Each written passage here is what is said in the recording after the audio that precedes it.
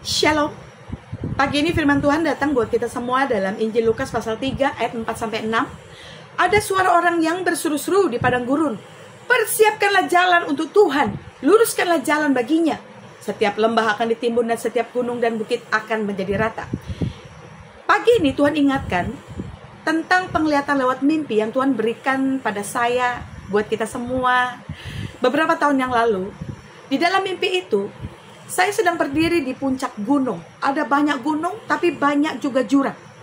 Tiba-tiba ada suara bergemuruh dari langit. Dan ketika saya melihat ke atas, langit itu koyak, saudara. Dan ada air terjun, turun membual begitu berlimpah. Turun ke bumi, lalu saya ketakutan. Saya tutup mata, saya bilang, mati aku Tuhan. Tapi waktu saya tutup mata, saya tidak merasakan hal-hal yang menakutkan itu, saudara. Saya cuma merasakan seperti sentuhan air sejuk, angin sepoi-sepoi, dan tiba-tiba saya mendengar suara menggelegar dari langit, dan saya percaya itu pasti suara Allah Bapa yang berkata, ayat firman Tuhan ini tadi, saudara. Suara itu berkata, setiap gunung akan diratakan, setiap lembah akan ditimbun. Dan ketika saya buka mata, ajaib. Tiba-tiba gunung di sekeliling saya sudah tidak ada lagi. Jurang, lembah pun sudah tidak ada lagi. Tempat itu sudah menjadi rata. Dan Tuhan ingatkan, air itu adalah lambang Roh Kudus. Setiap orang yang gemar ada di gunung kudus Tuhan, karena posisi saya waktu itu ada di gunung, di ketinggian, saudara.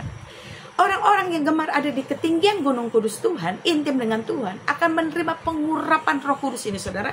Sama seperti ketika Musa naik ke gunung Sinai, dia turun menjumpai bangsa Israel, dia bawa 10 hukum Taurat, 10 hukum Tuhan.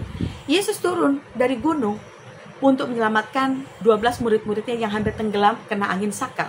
Artinya, setiap orang-orang yang gemar di gunung kudus Tuhan, dipenuhi dengan Roh Kudus, akan membawa ketetapan hukum Tuhan sampai ke berbagai bangsa dan membawa kabar keselamatan.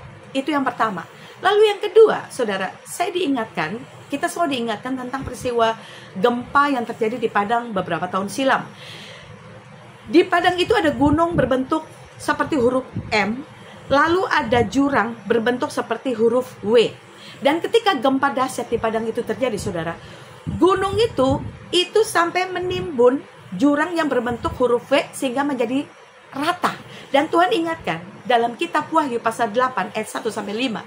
Di situ diceritakan ada seorang malaikat Tuhan yang berdiri di dekat mezbah memegang asap kemenyan, memegang pedupaan dari emas. Dia mengambil api dari mezbah lalu dilemparkan ke bumi, maka terjadi gempa bumi yang dahsyat. Saudara, persiapkan dirimu. Orang-orang yang dipenuhi dengan Roh Kudus, yang mengasihi Tuhan habis-habisan, gila-gilaan, mati-matian, akan membawa kingdom explosion.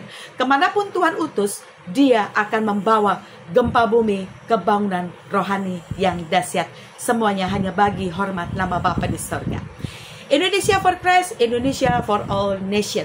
Salam revivalist. God bless.